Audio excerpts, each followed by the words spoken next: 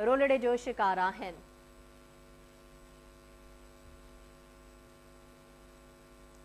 ठटे मावा खे ख़बर ॾियूं पिया रोडनि जी तामीर मरमत घिटिन जी सीसी ऐं पेवर ब्लॉक स्कीमुनि जे मद में करोड़ रुपयनि जा टेंडर ॿीहर रोलड़े में पइजी विया आहिनि।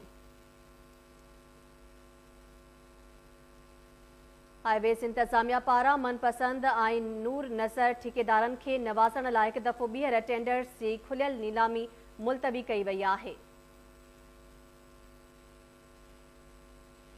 42 स्कीमुनि जा टेंडर जारी कया विया हुआ। अॼु जुमे वारे ॾींहुं उन्हनि स्कीमुनि जी ओपन नीलामी रखियल हुई।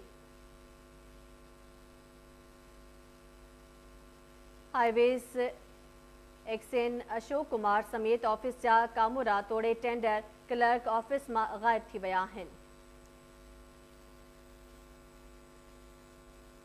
ठटे ज़िले अंदरि हाईवेज़ खाते जी 42 स्कीमुनि जा टेंडर हिकु दफ़ो ॿीहर रोलड़े जो शिकार थी विया आहिनि।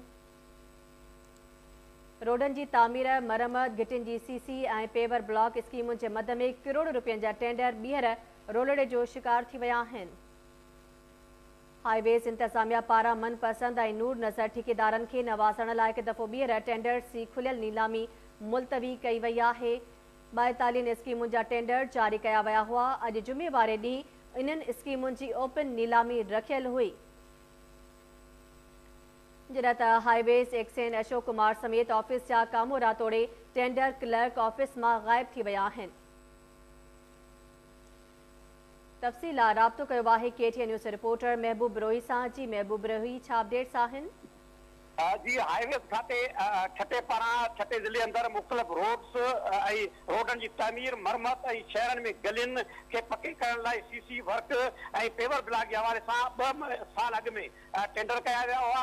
अॼुकल्ह 30 करोड़ रुपए जे लागत सां उहे मुख़्तलिफ़ हक़नि ते रोलड़े जो शिकार थींदा रहिया। हिकु दफ़ो ॿीहर टेंडर करण लाइ जेका आहे अॼोकी तारीख़ मुक़ररु कई वई। मुख़्तलिफ़ ठेकेदारनि खे जेको आहे तलब कयो वियो, उन्हनि अप्लाई बि कयो हो, पर अॼु सूरत जेका आहे दिलचस्प पैदा थी आहे जो जेके बि ऑफिस जा हाईवेज़ खाते जी जेका एक्शन आहे अशोक कुमार समेत ऑफिस जो अमलो टेंडर क्लर्क सभु लापता थी विया आहिनि। ऑफिस में को बि मुलाज़िम मौजूदु न आहे ऐं मख़सूस जेके ठेकेदार ते ॼाणायो वियो आहे त प्रोक्यूरमेंट जो जेको चेयरमैन आहे AC आहे सुप्रीडेंट इंजीनियर आहे वर्क सर्विस जो उहो चेयरमैन आहे, उहो हुनजे न हुजण जे करे पर ऑफिशियली तौर ते हुनजो को बि अनाउंसमेंट नाहे कई वई ऐं ओचितो अॼु जेका आहे मुलतवी ॼाणायो वियो आहे हुन जेका टेंडरनि जी नीलामी खे।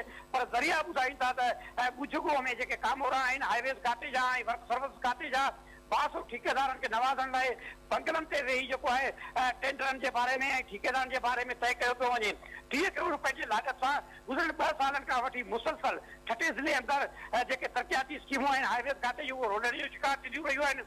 2 साल अॻु में बि मख़सूस ठेकेदारनि खे नवाज़ियो वियो, जंहिंखां पोइ इहे टेंडर कैंसिल थिया। पर अॼु अफ़सोसनाक सूरत पैदा थी आहे जो हिकु दफ़ो ॿीहर 2 सालनि खां पोइ टेंडर ॿीहर मुलतवी ॼाणाए जेको कामोरा बि गुम थी विया आहिनि ऐं ठटे जी जेका सुञाण दुनियनि गलती ज़ाहिर कई आहे, ख़दशो ज़ाहिर कयो आहे त वॾे पैमाने ते करप्शन करे बेक़ाइदगी ऐं अकरबा परवरी करे जेके टेंडर आहिनि मख़सूस माण्हुनि खे ॾियारिया वेंदा ऐं हाईवेज़ खाते जा वर्क सर्विस खाते जा कामोरा ऐं 200 ठेकेदार ॻुझगो जे ज़रिए अहिड़ी मिली भगत में मुलवस आहिनि। जी ठीकु आहे महबूब रोही, तफ़सील लाइ वॾी महिरबानी।